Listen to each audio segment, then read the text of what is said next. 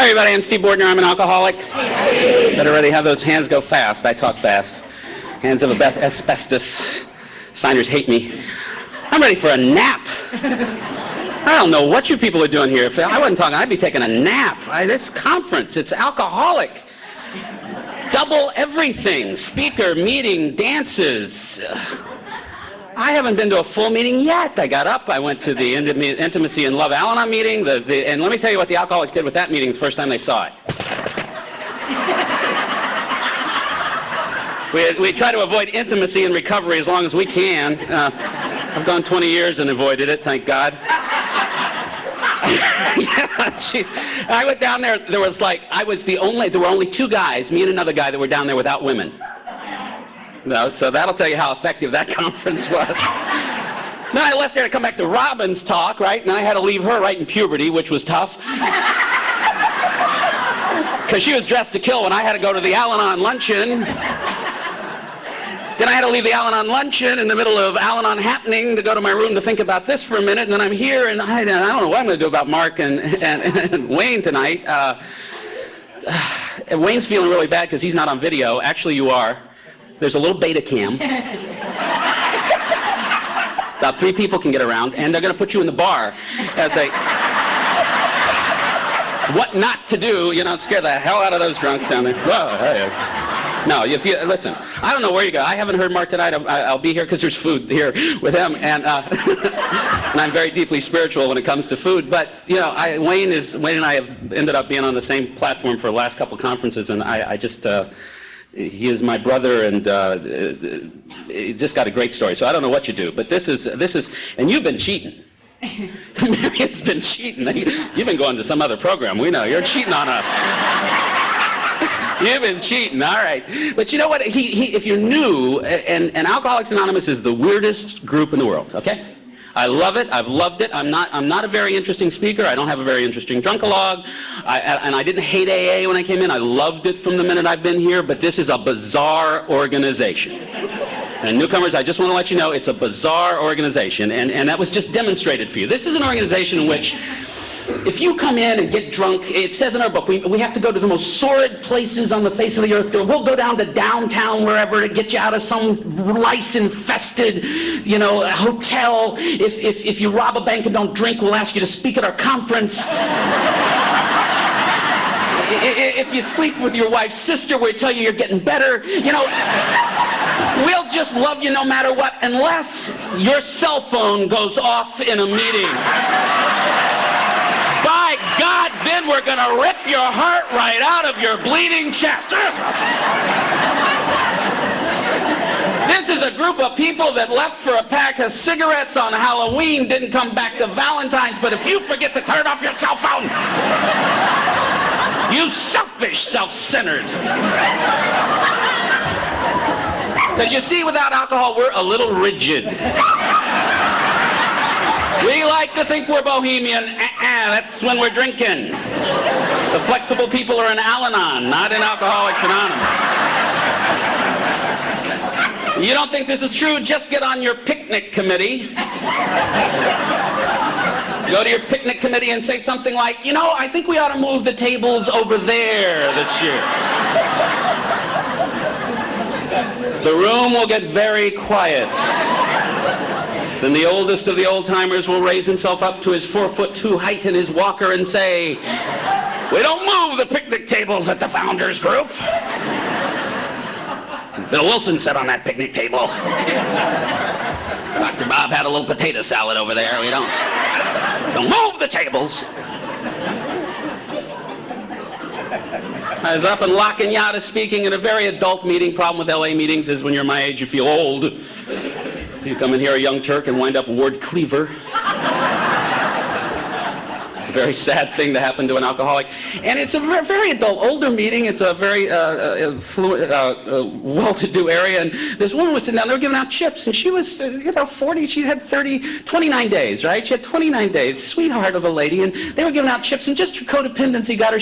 They had a 30-day chip and nobody to take it. And she said, well, I've only got 29 days. I'll take the chip. You would have thought she farted. My God, they went crazy.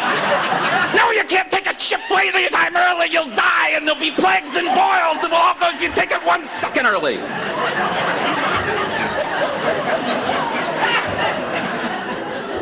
Alcoholics Anonymous, that's right. All the really loose people.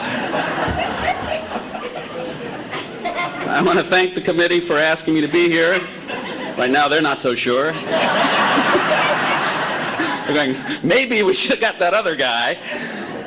It's a pleasure to be here. They did ask me to make a few announcements. That we've had such a good response to the marathon meetings. We're adding a few.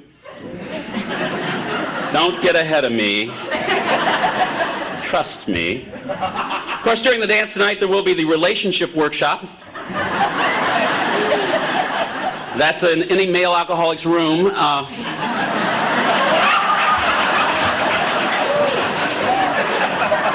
It's a very short workshop. You would be able to go to the workshop and get back in time for plenty of the dance.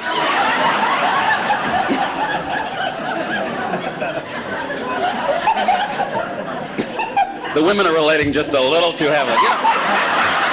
But there's a difference. It's just a difference between us. I was sitting in my home group the other day, and this woman I know, she came in, and she's just the class. You talked about classes. She's just the classiest mommy you'd ever want to meet. But she was a little wild when she was first sober, when she was drinking, and she said that she shared, I don't know why, because wasn't a women's stag or anything, but she shared that she'd bottomed out on sex in sobriety when she found herself having sex on the back of a Harley in an alley behind a bar. Now, I know, oh yeah, right, come on. And you could see all the women, they kind of went, oh, honey, and they, I understand, and me too. And then the men, they were thinking.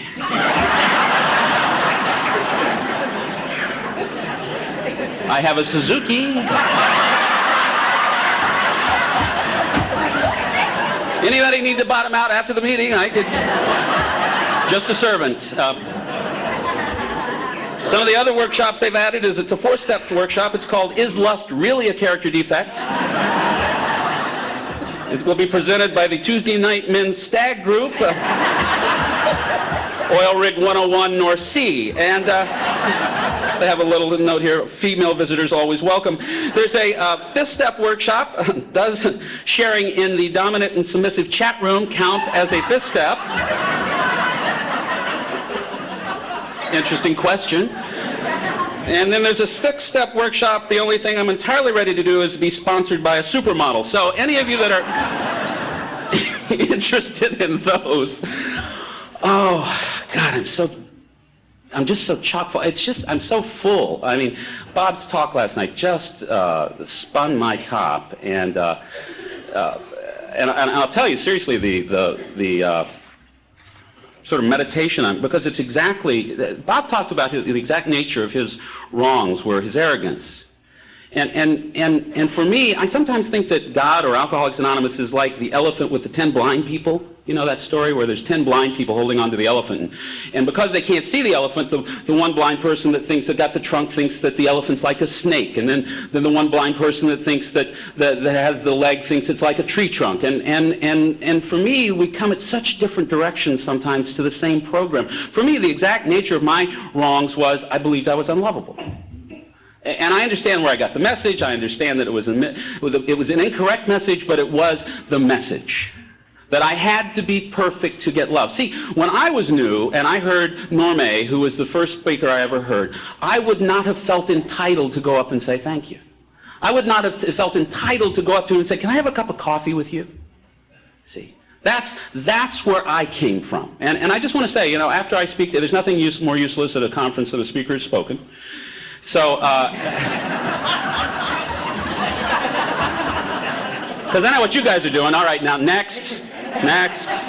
Let's see what they got to say tonight. So, I mean, if you see me around the halls and there's just, you want to talk to me because you think I'm doing something up here, I mean, this is a nice job, but it's not a very important job. It really isn't. Being a speaker in AA is like being Tony Curtis and Spartacus. If you remember Spartacus, it's about buff killer Roman gladiator guys, fighting the Roman Empire, and then there's Tony Curtis, and they go, what do you do? And he goes, I'm a singer of songs. And they go, oh, great, that's wonderful. That's what we need in the war, a singer of songs. They have the hot lead enema. You can hit the high notes. That's wonderful. We're glad you're here. That's all the speaker is. It's a singer of songs. I mean, the real work is those guys in the pink shirts. The real work is in the archives room. The real work is all the committee meetings where nobody killed each other coming in. That's where the real work happens. But if for some reason I'm up here, or I'm just from out of town, and you want to tell me stuff you don't want to tell your sponsor yet, sit down with it. Because I do that all the time. I call central office in L.A. when I want an anonymous sponsor for a minute. They always tell me the same thing. You're going to have to talk. I know. I just want to see how it plays with you first. I want to see how many times I got to read page 63 before I talk to my sponsor. But this was the meditation I was working at, because this applies to it says, I who am afraid of rejection, afraid of initiating love for the fear of being inadequate, am sought by the beloved. This kind of love is so far beyond any love I can offer in return, and yet it is a love that demands a response. And that is my experience in Alcoholics Anonymous. That I've come in here and I have seen things and been given things that I felt that I was not entitled to. In about 3 years of sobriety, I just gave up on I deserve. I have no idea what I deserve. I don't know if I deserve the good stuff in my life, and I don't know if I deserve the bad stuff. I just got the stuff I got in my life, and I've got to figure. I've got some phrases in AA that I don't like so much, one of which is, God will never give you more than you can handle. Not my favorite phrase. I don't know who made it up, but they have a real wrong idea of what I can handle. I can barely handle brushing my teeth 3 times a day. What I do believe is, if I'm willing, God will give me the ability to handle whatever happens. I don't like that phrase. If you're having trouble with God, think how much trouble God's having with you. Not happy with that one either. Don't think God's having any trouble with me, If he can handle Bosnia, he can handle Steve Bordner. And it's not like I got up this morning and God's going, oh God, I was having a good day, now Steve's up, I need some Valium. Please. That just makes God into my mother one more time, you know what I mean? Just don't think, I'm the only one in trouble with God. That's me. That's there are lots of stuff I don't like. The kingdom of God is not a democracy. I love that line. I just have trouble with everything. I have trouble with gravity. I have trouble. When I get to heaven, I don't know about you, but I need God for about 100,000 years. I want to talk to him. I want to understand, why did you do it this way? Just why, just minor stuff too. Why invent, if you're going to invent 2 sexes, why after they've made love do you have one wants to go to sleep and one wants to talk? Why did you do that? That just seems a prescription for trouble. Both talk, both sleep. It seems simple to me. But believe me, God is a joker, God just is hilarious. Just messes with me all the time. Just look at the guys I sponsor. I sponsor guys and I have to tell them, look, if you don't call her bitch in an argument, it'll go better. This is exactly where they start. I love this section. They got their hands up the whole, yeah. I tell them this and they look at me like I'm crazy. You sure? If I don't say bitch, what do I say? Well, how about honey? I don't know, man. Not sure about that one. I've been accused of not sharing much of a drunkalog. Everybody who talked, including the Al-Anons, probably have worse drunkalogs than I do, It seems to me that a couple types of people speak in AA meetings. One's the guys who are tied down in Folsom doing life, who now run Microsoft, those guys. I never went to jail. I'm short, I'm white. In jail, I'm an hors d'oeuvre. I'm not going.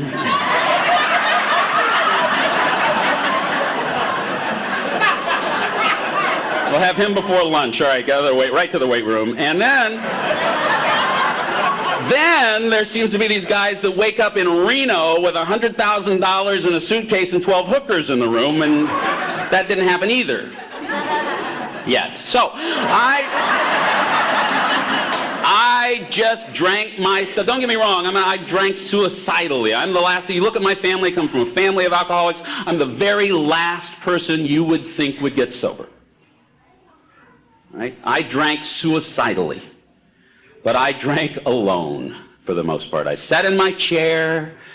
I love that commercial. That commercial now, those guys, trying to put me, ah! You know, that commercial, that was me drinking. You know, that was my pickup line in the bars.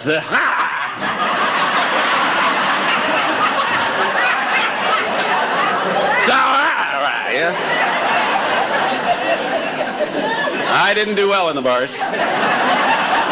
Although a couple of the Al-Anons are breaking into a sweat right now. I can see them working. No, actually, right before I got sober, I went to this bar that's called Group Therapy, and the men's room was right next to the women's room, and I'm really in the bag, and I'm leaning up against the door, and Miss Right Now walks out, and I look at her, and I give her my best, how's the here, hammer here? I mean, who could resist that, right? And she looks at me and then goes, Sima Hamahara! Boom, out the door. God's well working in my life. No, but I would sit in my chair and cry because they missed the word bubblegum on the $10,000 pyramid, and laugh hysterically because Jillian was leaving Seneca one more time on Ryan's Hope.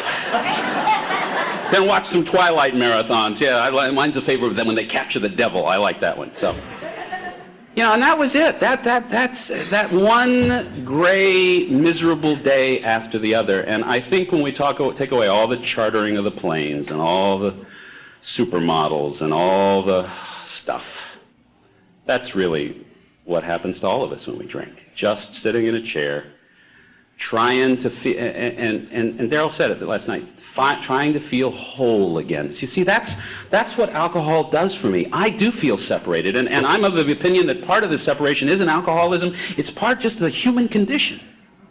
You know, in the 60s we had that "you can't experience my experience" line. You know, that we do to a certain extent live alone, and if I'm in a selfish, self-centered state and separated from God, that God is what makes this language of the heart possible. And I didn't know that, this higher power. But for me, the alcohol did that. See, I didn't know what was wrong with me. All I knew is when I drank, I felt okay. And when I didn't feel okay anymore, I kept drinking enough trying to feel okay again. See, I'm an alcoholic. I have a physical allergy to the drug ethyl alcohol. When I drink it, I want more. And I know when I say that to alcoholics, I get flatlined. They say that wanting more is abnormal. You guys look at me and you go, well, of course you want more, Steve. That's why there is more.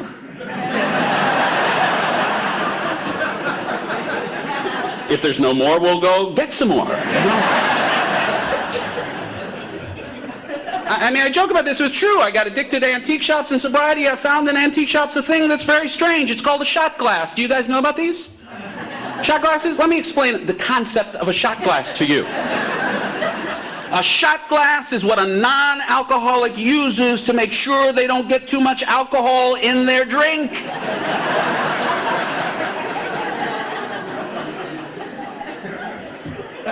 Let me demonstrate what a non-alcoholic can do. They'll have a drink in their hand and they'll go, I'm done.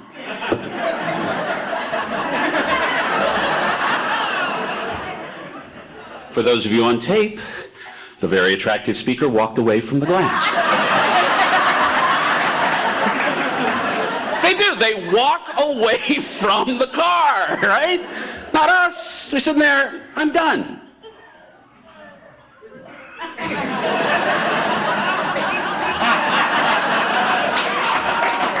One more.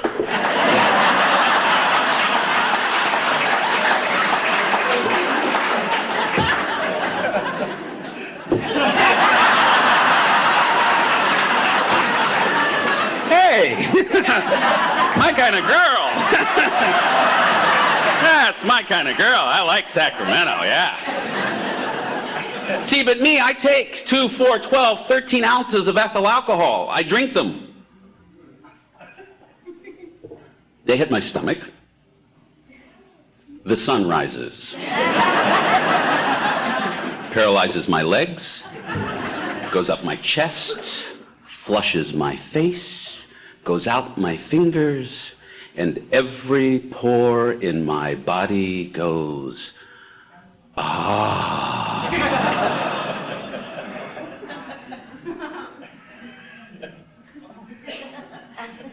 A little anxious right now, aren't you? A little sweat on your lip. Your sphincter got a little tighter there. Because I just woke him up, huh? Oh yeah, man, let's get the hell out of here and go drink. He said, This guy that talks to us. I mean, I don't listen to him much, but he still talks. If you're new, he has a lot to say to you. And he'll still talk to you. You just won't listen to him as much. But he says things. He says things like, what's a Zima? What's a Zima? What's a dry beer? Wet and dry, wet and dry, wet and dry, wet and dry, wet and dry, wet and dry, wet and dry, wet and dry. Long Island iced tea. We never had one of those. I mean, you know, if he's new, he says things. If you're new, he says things to you like this. Okay. He talks fast because he wants to drink. But okay, you got 90 days. You better drink soon before you get so much time you can never drink again.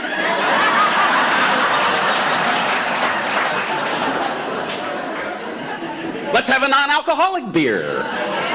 Now, and I have no opinion. People, I don't drink them.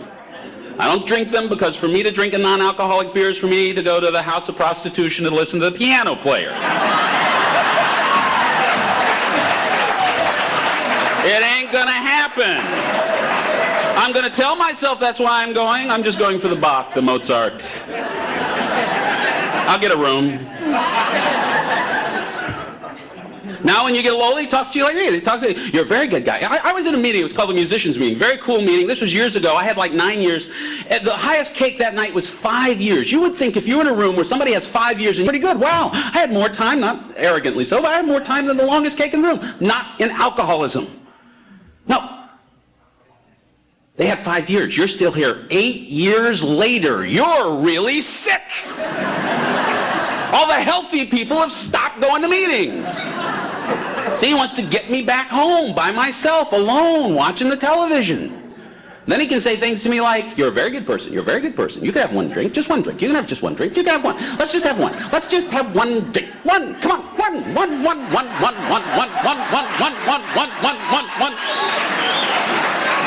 He cares nothing about being interesting, just one. He's the Rain Man of demons. I'm a very good drinker, very good drinker, very good. 5 minutes of Jack Daniels, 5 minutes of Jack Daniels. Now, I know if I ever take that drink, you're a very good person, you can have one, you can have one, you can have one. I take the drink, boom, you rotten loser, you.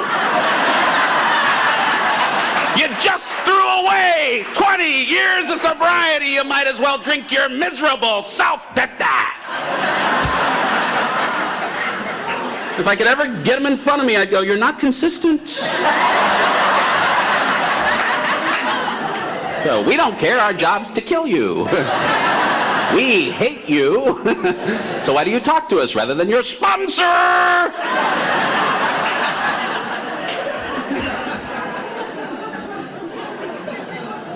Alcohol's a pimp. It's a pimp. Everybody in this room has been his boy, right? Little money in your pocket for Thanksgiving, gonna buy a turkey, go home and see grandma. Pimp says, get in the car. And where's my money? Need a few toys and a bike for the kids for Christmas? Yeah, you're not home. Get in the car. And where's my money? Your mother's dying, your father's sick, everybody else, it's a funeral, everybody else is helping with the family. Where are you? You're out getting loaded. Get in the car, and where is my money? And then some nice judge or therapist or wife or spouse sends you to A&A,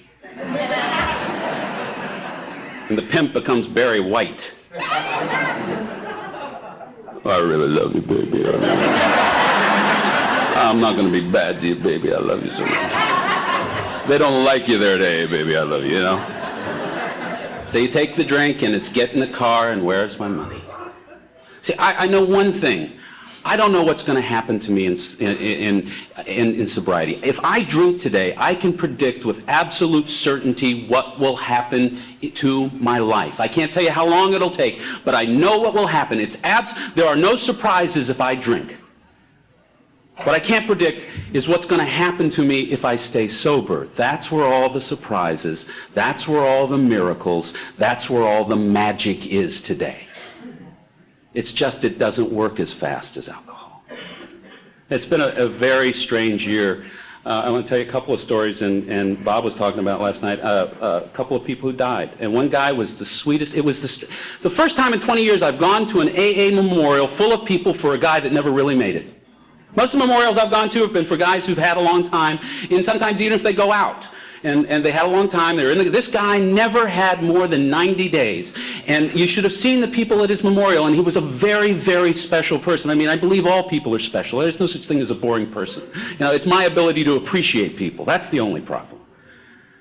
And so the fact of the matter, this was just one of those guys that could get under your skin, and I don't know why he didn't make it. My book says that it could not or would not. It tells me in that sentence not to judge. Some people just don't, and some people can't. And I don't know which is which. It's God's business. And he died a horrible, terrible death. And that's when I stopped liking that phrase, stick with winners. I mean, I understand what it means. Stick with the people who are sober. Stick with the people who go into meetings. Stick with the people who but this guy was a winner, and he died drunk.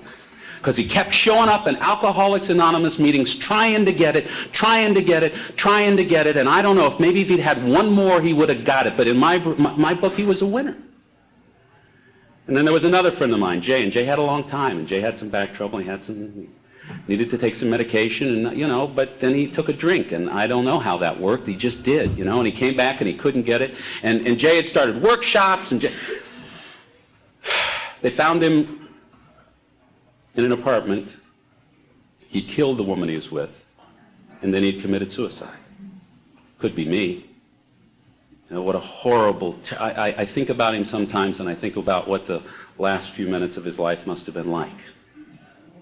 And as I was in my home group and we were sharing about him that day, and we were sharing about how much we missed him, a guy next to me, when he shared, said, "He was my sponsor, and I'm sober today because of that man." See? Because in Alcoholics Anonymous, 1 and 1 equals 3, and I can't... That's the problem with God. I want to put God in a box. I want to rub his little belly and have him come out and grant me 3 wishes. That's the kind of God I want. I want a God that I can rewrite the big book, step over to the nearest bar, take a few drinks, and you get to keep your time. That's the kind of God I want.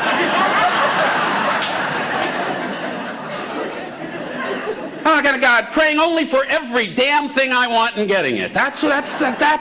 See, and it's not the kind of God that I find in Alcoholics Anonymous. It's the kind of God that's in everything, in the successes and the failures. It's the kind of God that doesn't care. There's nothing I can do to make him love me anymore, and nothing I can do to make him love me any less, which is a problem for me. See, don't get me wrong. I'm glad God loves you, but I'm not happy he loves you as much as me. Because I'm so hacked, I have to be special just to be okay, and so I want God to love me just as much more than you. I want to be under his arm. This is King David and Steve Wardner, my guys.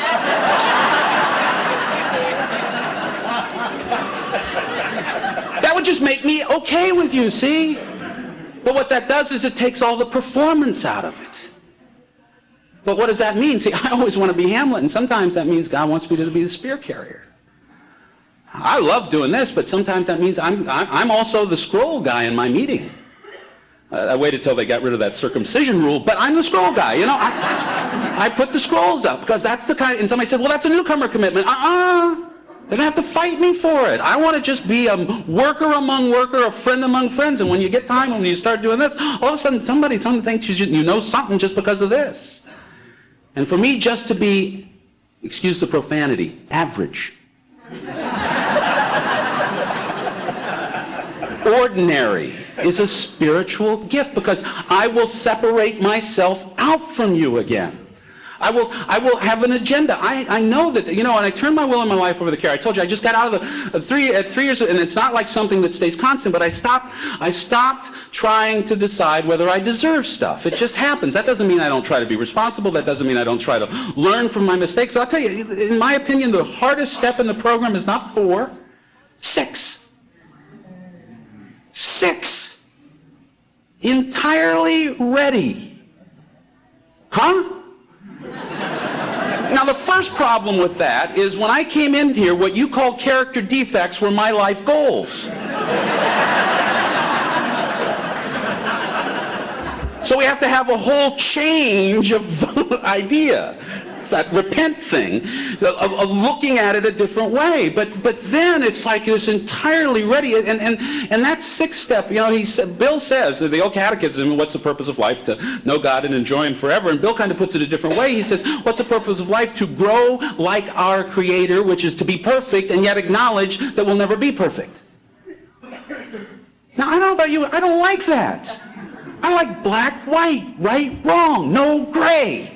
No ambivalence. I want to be perfect, or you never have to be perfect, go ahead, screw up as much as you want. That's what I want, see?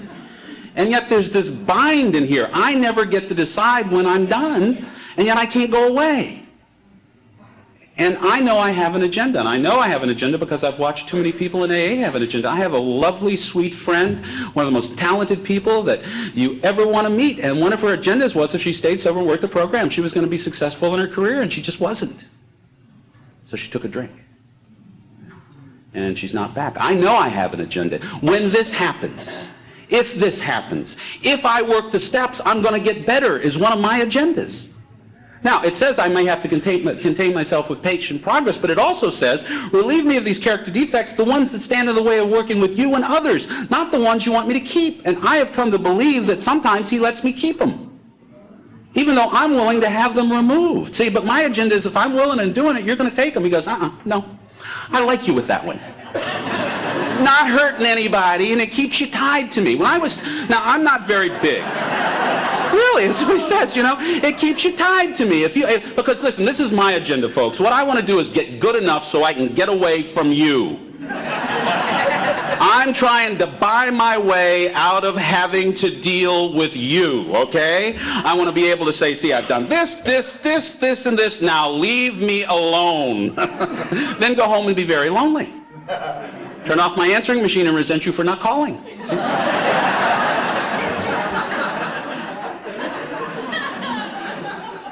I'm not very big, so I never fought, okay? I'm not the guy, I didn't fight. In fact, I almost got in a fight at 9 years of sobriety. The last fight I almost got in. I was sitting in the back of a meeting, and I don't know about you, do they talk in meetings up here? Do they? What do they do in Southern California? They go to a meeting and talk. And so I'm in the back of the room, that's why I like to sit in the front. And I'm in the back of the room, and these guys are talking. And I'm waiting, they're reading everything, and it's sort of like in the movies, you wait for the trailers and then you worry about whether they're going to talk. And so finally, they're starting the sharing, so I breathe in and out, Because, as soon as you tell an alcoholic anything, you're in trouble. And I go, excuse me, do you mind not talking during the meeting? And they go, yeah, and keep talking. Well, the red veil comes down, and you're there before you're there, and all of a sudden I'm telling them to shut the up, and this guy's like 30 days sober, 33, I can't lick my lips, he's detoxing, not a good situation. We're standing up yelling at each other. I got 9 years of sobriety. The secretary's saying, you guys got to be quiet. We sit down. He says, go outside, I'll kick your butt, and I'm leaving. I'm going. Totally insane. Luckily, 15 other guys got up and came with us. And Scott R. picked me up off the ground. Scotty's a pretty big guy. Now, it's hard to think you're going to kick anybody's butt when your feet are doing this. Lollipop killed, the lollipop killed.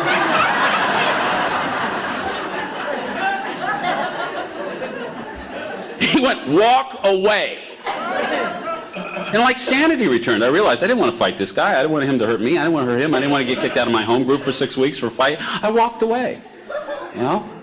I made amends to him. I ended up sponsoring him, actually, a couple of times. It's just like dating in AA. Get up at the podium and go, I don't want a relationship. They're lined up out the door. I'm looking for someone. It's Citizen Kane. But I made my amends to the meeting, and then he started again, right? He said, this is what he did to me, because in everybody's book there's a chapter where you should be by now. You're never there. This is what happened when I home. I made amends to the meeting, I made amends to the secretary, I made amends to this guy, clean slate, I've done everything. This guy starts into me. You should be better than that at 9 years. You can never go back to that meeting again. Because what I have a problem doing is accepting my imperfection. Now, there's a wonderful book called The Spirituality of Imperfection. And in that book, he says that every human relationship has the potential to harm and to heal because every human relationship is between two imperfect people. And deep down inside of me is still the belief that I need to be perfect in order to be loved. And if I'm not perfect, you won't love me. And so the agenda is, if I keep doing this, I'm going to get perfect, and you're going to, and then one day, I don't know when it happened for me, you just realize, you know what? There are just going to be aspects of my life in which I may fail for the rest of the time I'm breathing, and am I willing to accept that? In the pre-Al-Anon talk at the luncheon, I think it's Jackie kept saying, God's in charge. And God is in charge. I believe that God is absolutely in charge of everything. God's absolutely in charge of when I'm thinking about taking a drink and you run into the sponsor, come go into the liquor store. God is absolutely in charge of families being reunited. God's absolutely in charge of every good thing that happens in my life. And then there's the other stuff. Parents die.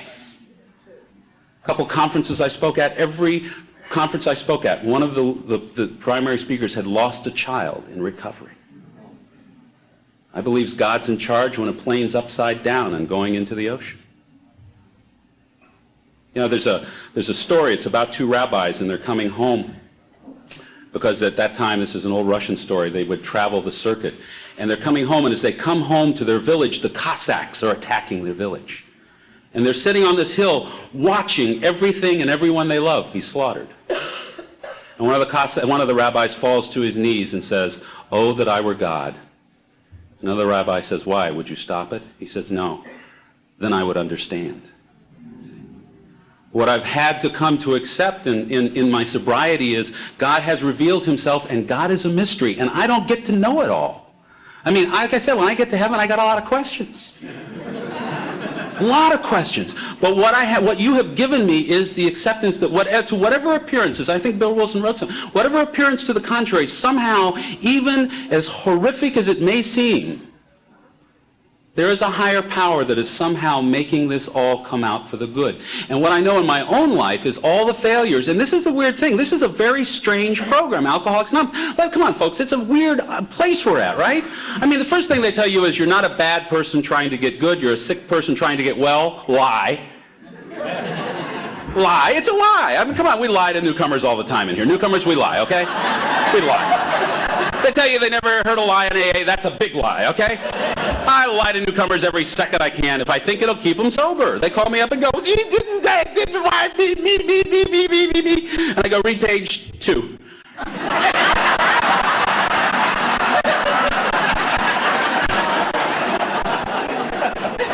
I don't know what's on 2. Just came to my head. 10 minutes later, "Thank you so much, that helped me. I got exactly what I needed." So I read 2, find out what the hell I said. Big lie. Alabama, my spiritual grandmother used to say this all the time. You're not a bad person trying to get sick. All right, so if I'm not a bad person trying to get good, but a sick person trying to get well, how come I got to do a moral inventory, huh?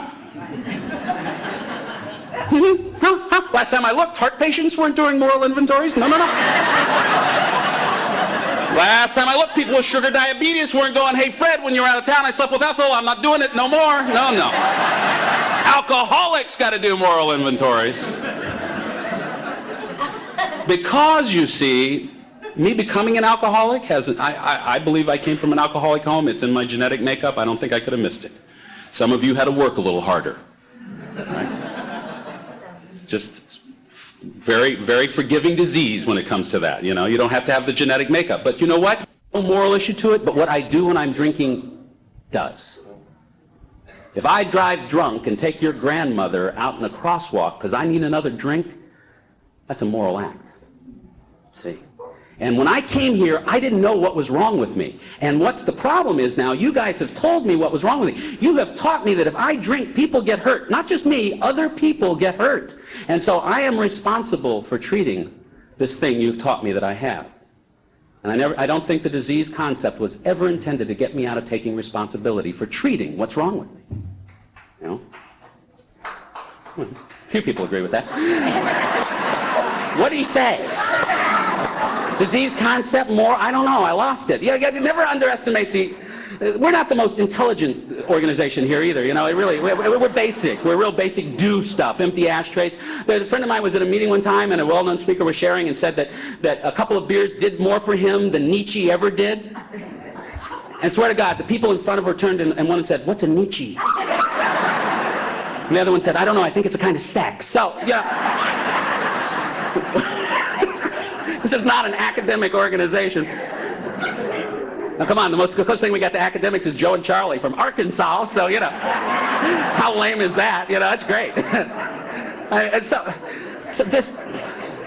And what I found is the surrenders I made when I was 1 year don't keep me sober when I'm 20 years. And Wayne said this last time he shared, and it really struck me, which was, you know, when I share about these things, and when I share about other people, they have nothing to do with it. They are just the mirrors for me. Alcoholics Anonymous is a mirror, and the people I get in my life, they may have their side. They may have done things that they shouldn't have done, and that's their journey. But they always bring out stuff in me. And that's the only reason I ever share about it. But, you know, some of you know I got in this relationship where she was cheating when we got married, and that's not good. You know, it doesn't usually make marriages last, but it was devastating for me, right? Devastating. But what I found out was how unforgiving a person I am. Forget that. That was a whole journey. What I found out was, and it says in the book, we thought we could wrest satisfaction and happiness from life if only we managed well. And that's talking about the sober alcoholic. Somewhere in my program, I came in thinking, do bad things, good things should happen. Do bad things, good things should happen. Yeah, I know I slept with your sister, I killed a chihuahua, I spent every dime you've got. How could you leave me? That was my reasoning. And I was surprised she would leave. I mean, it was shocking to me how after I've done I was like Jerry Springer. After I've done so much for you, that's all those people say. I've given you everything. And they're cheating with 13 people. So, I mean, and so you guys taught me slowly but surely, do good things should happen. Do good things, good things, good things, good things. But somewhere in my alcoholic brain, trying to be perfect, trying to get back in control, trying to manage the unmanageable, I thought I made good into God. And so I changed that into do good, good always happens. And what I found out with this is you can do it all right and it can turn out all wrong, and then why are you going to stay sober? Alan McGinnis said it. One day you're going to come to AA, you're going to get everything you ever came to AA to want, or you're going to find out you're never going to come to get what you came to get, and then why are you going to stay sober? Because that's my agenda. And I had to find out that good couldn't be God, that what I was to do was to go out, do the best I could, and if it turned out okay, thank you very much. And if it turned out all bad, give it to you, give it to him. And somehow, you know, when I shared about that for a lot, I can't tell you how many people came up to me. All the people who'd been betrayed. All the people who'd been him and her. I had a friend of mine who was her, and this was one of my best friends, and I could no longer hate her and not love my friend. I mean, it put me in a box. I had to forgive both of them. And this can only be done through me talking to you about it, through my sponsor, but any of you. I'm convinced. You know what I'm convinced of? I'm convinced on a bad day, I'm better off sitting down with a newcomer with 30 days and listening to what they tell me than listening to my own head. They'll give me good advice. They can't take it themselves. When this whole thing happened with her, I got his phone number. And I promised my sponsor I wouldn't call him. Then I changed my mind. So I went to the craziest person in my group. I mean, this guy's but he's nuts. I mean, he's publicly nuts. He's an publicly crazy person to get him to co-sign, because what I wanted to do was call this guy up and say, you know, blah, blah, asked me to call you. This is Steve. They said, we're getting a divorce. I guess you're happy with yourself. And by the way, the AIDS test came back positive. What, do you think I'm a nice guy? So I knew he was going to co-sign me on this. My sponsor, you're to be a loving, kind person regardless of her behavior. Click. I don't even need to call that idiot to know what he's going to say. Loving, kind person. All right, fine. So I went up to this guy and told him what I wanted to do. He looked me right in the eye and said, Steve, we don't do that. God in a box. God's got me in a box one more time, and I don't like the box. I don't like the box. I want to rub the fat belly and have it.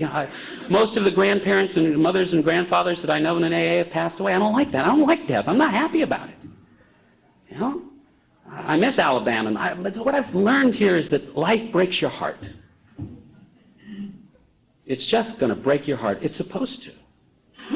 But what I've gotten is that I no longer have to kill my heart with alcohol in order to get through it.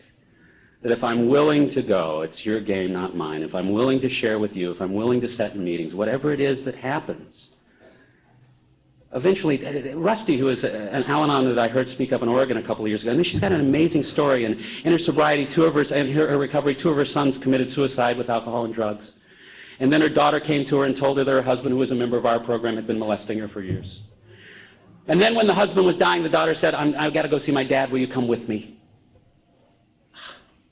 And Rusty said the most amazing thing. She said, that is not okay.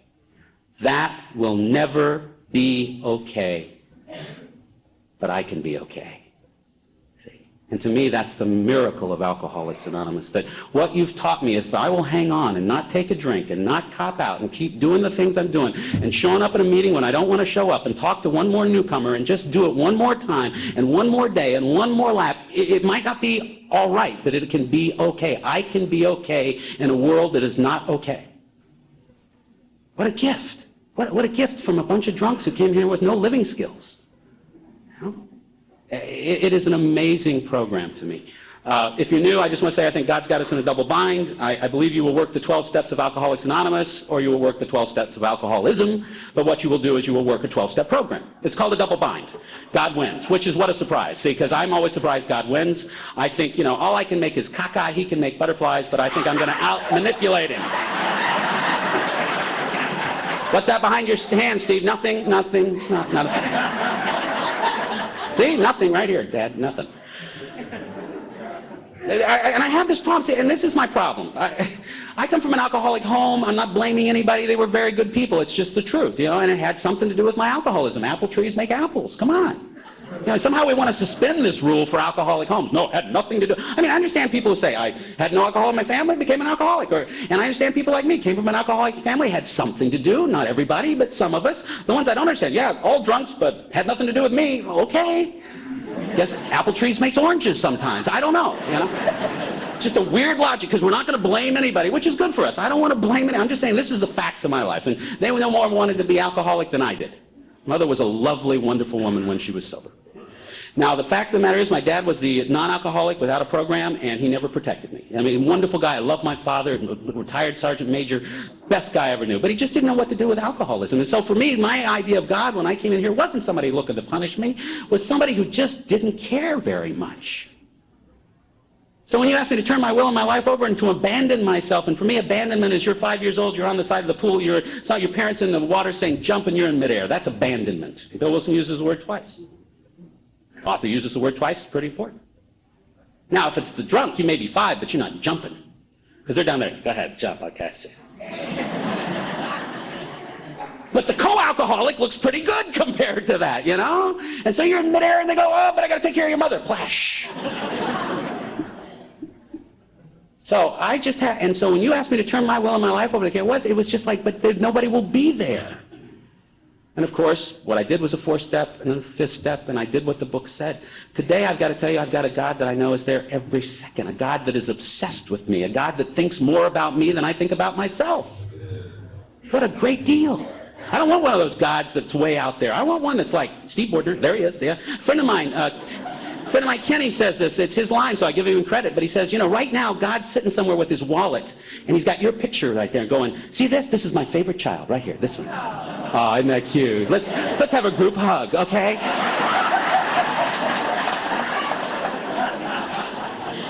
I did forget to tell you the added Al-Anon workshop. It's Potpourri and Serenity, the Connection. So,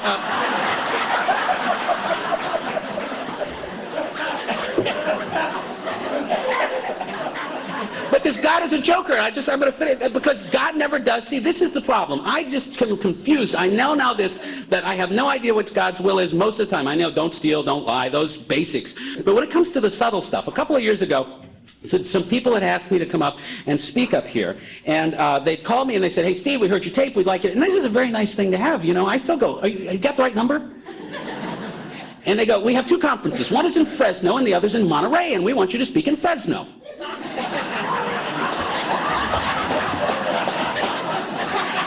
Don't get ahead of me. And now the alcoholic part of me goes, thank you very much. Thank the committee. I'll be very glad to come up to Fresno. Thank you very much. Click. You loser, you. You must be a rotten speaker or they'd ask you to Monterey, not the duty conference in Fresno. People just asked you to come speak. I was going to be the young people speaker. My God, you know. Long after it would do me any good, but still the young people speaker. So my rule is I'll do anything to stay sober that I wouldn't get drunk. And this is when the rain washed out the 5 and I'm driving up to Fresno. God knows I'd have stopped and got a room and a 6-pack, you know. Now, I get up to Fresno, and before I go out, I was reading a lot of stuff in my family, and I had my grandfather's obituary. And I also had my biological father's obituary. I'm adopted. And my biological father, who's the big question mark in my life, who was an alcoholic, and they say the classic thing about him, hell of a guy when he wasn't drinking.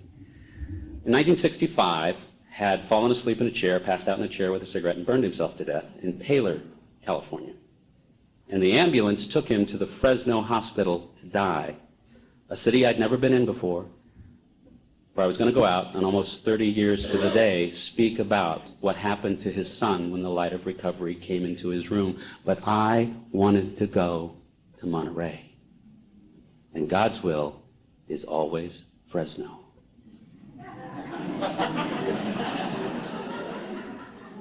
I've got to surrender to that if I want to stay sober. Because if you wrestle with God, you end up with a limp, and in our case, probably drunk. See? My grandfather, who I talked about, in 1935, Christmas, he came home. He was drunk. He'd gone to the church for a while and gotten sober because my grandmother, he'd come home drunk one time. She tied him down. She had the first aversion therapy program. She tied him down to the bed with nylon stockings and poured castor oil down his throat. I know, abusive, huh? Poor alcoholic. He went to the church for about 2 years and got sober, and who knows what happened. Then he forgot they didn't have some people do stay sober in the church their whole life. Not my granddad. He relapsed. He came home one Christmas, right before Christmas, drunk. They were supposed to go uptown and shop. My grandmother looked at him and said, you're drunk. Stay with the kids. Left him. As soon as she left, he went to the counter, got a rope. The tree he crawled up, drunk, had no branches for 30 feet. He put the rope around the branch, put it around the neck, and flung himself into the darkness. In 1968, my biological mother, who was both my mothers were sisters, who didn't drink, things didn't go her way, so she got drunk and she turned the car on. And my adopted mother, in 1975, took a candle in her country and western music because she didn't want to die in the dark like her father, and went down and did the same thing her sister did. And then in 1979, when their grandson and their son came to a place between the darkness and the light, you guys were there. And you see, what you've got to understand is there's a whole bunch of people up here on this platform with me. There's Wayne, and there's Walt, and there's Clem and Lisa, and all the people in Alabama, and Mike Ross, and all the drunks that are here and aren't here, and Reginald Darlington Wilson III, who was a mayor of a little town in South Carolina, and when he was running for mayor, they ran a campaign, said that the mayor had too many empty liquor bottles in his wastebasket, and Reggie decided to answer them publicly. He said, of course there were empty liquor bottles in his wastebasket. Those people didn't expect him to throw away full ones, did they? They re-elected Reginald Darlington Wilson III. But on this side is June and Hoyt and Betty and all the drunks who died, and Jay and all the drunks who died drunk, who were crying out for the light. You know, they come with us. and I'm so blessed. And I can't explain that to you, but I can tell you this. I know that I've had a spiritual experience because I sit in meetings and I see kids give cakes to their mothers. And I see mothers give kids to their cakes. And without a spiritual experience, I'm sitting down there going, how come it's not my mother? How come I never get to give a cake from? How come my mother didn't get sober? But inside a spiritual experience, it is my mother.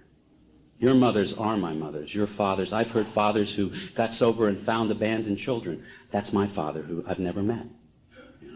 Because 1 and 1 equals 3. I've had guys say, how can I ever make it up? And I got to quit. I'll quit. One ninth-step story, which I love the ninth step.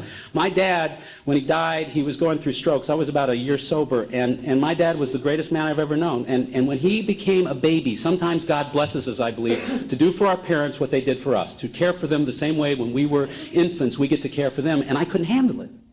At a year of sobriety, I couldn't handle it, and I just couldn't see this man that when I was on his shoulder, I was the safest I'd ever been in my life. Waste away to nothing. And I visited him, I was there, but when it came time to feed him or clothe him, I always had something else to do, and he passed away. And as I was doing my inventory work, I knew I owed him an amends. I knew I had had a great opportunity, and I owed him amends. And Bob was talking about, the slate being even, and sometimes, the people aren't here. I know guys in AA, they're 20, 30 years sober, they're the greatest guys in AA, and their kids still won't talk to them. And yet they've got sons and daughters that they sponsor. I've just got to be willing to take it from where it comes. See, I always want to be loved from where I put it out.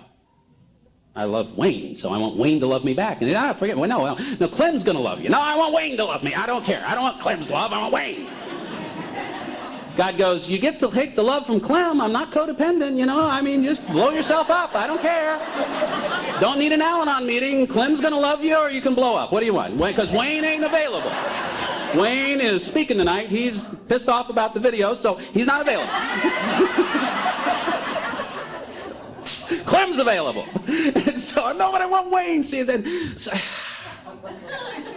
so I knew I owed my father an amends. Now, when I first moved to L.A., I was scared to death. I didn't know anybody there. AA is the only place where you can move somewhere, and all of a sudden there's people who got to love you or they'll die. And I used to go down to County General, 6,000 Ward.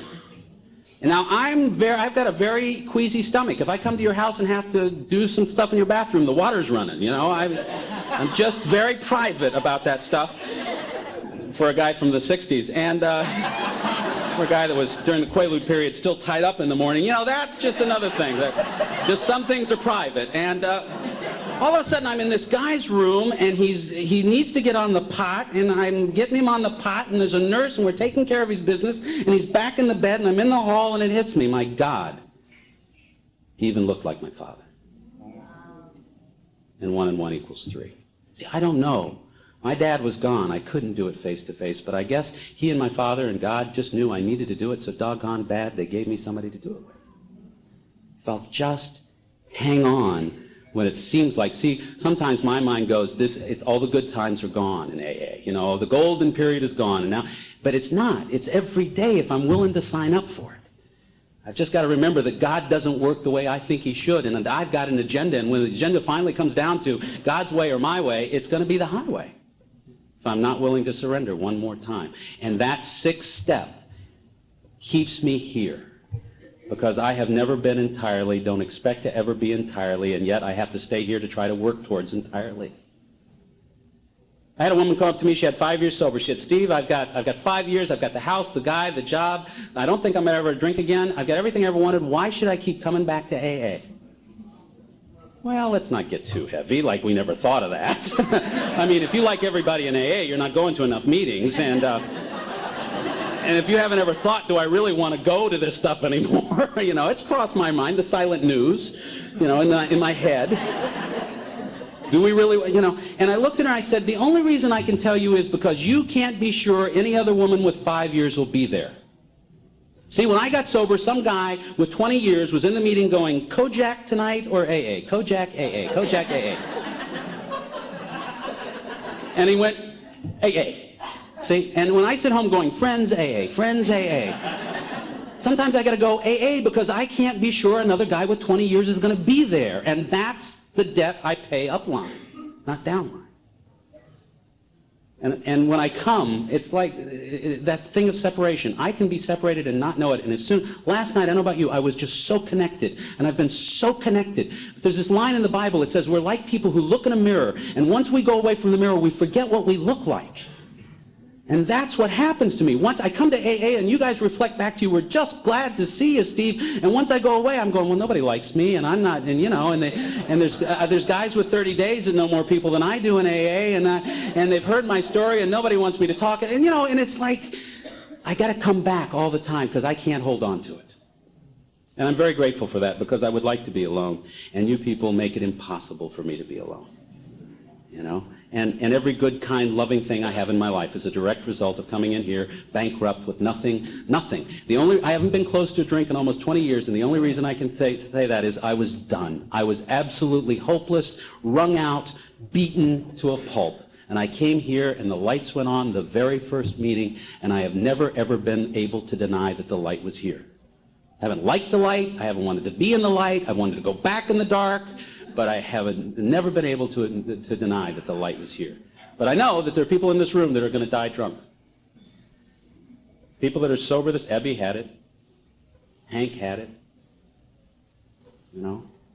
And I know it could be me if I don't keep doing what I've been doing, more or less, good and bad, accept my failures, accept that some days the best I can do isn't very good. Some days accept that the hand I've been given to play isn't a very good hand. And just keep showing up. Because there is no place else to go. That's my bottom line with Alcoholics Anonymous. It's like that line from Officer and a Gentleman. There's no place left to go. No place else. This is it. And once that's been settled for me, the rest of it seems to work out. I'll leave you with the story I always leave you with. It's a step about the third step. It's about the deal I think we cut with God. Be very careful if you're new. Once you turn your will and your life over to the care of God, I don't believe he ever gives it back. He's not that stupid.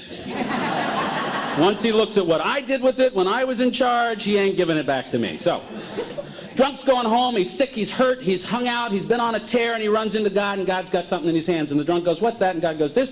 Well, this is sobriety. And the drunk goes, oh, man, I need that. How much does that cost? Because the drunk only understands buying stuff. God, being manipulative, goes, well, how much you got? And the drunk goes, well, I got about $50. And God goes, okay, for you, sobriety costs $50. And the drunk, trying to back out of the deal, goes, wait a minute, if I give you all $50, I won't have any gas for my car. And God goes, oh, you have a car.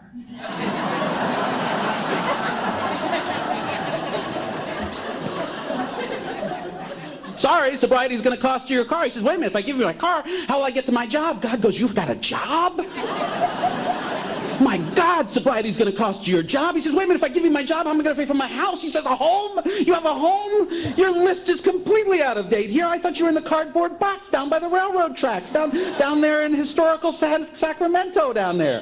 No.